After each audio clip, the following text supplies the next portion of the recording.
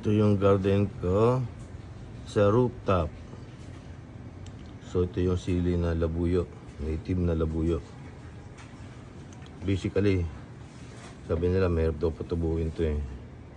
O mahirap nga kasi konti na lang tong mga ganito. So marami siyang bunga ngayon. Maganda yung tubo niya.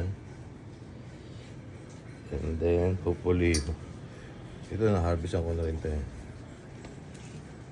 Mas gusto ng mga sili na madalas siyang hinaharvestan para magbunga ulit siya.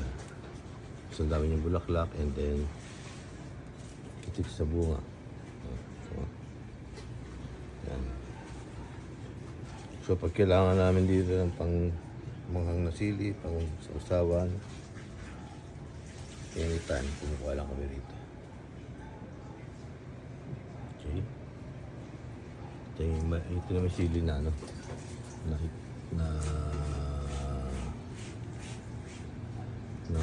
Taiwan sili. Ito yung mga bunga rin. Yung mga bulaklak pa rin. Yan. And yung continuous po rin pa tayo nagtatanim ng sili. Yung mga bagong pula natin na sili. Maliit pa siya. And hopefully by December yan. Yung mga sili.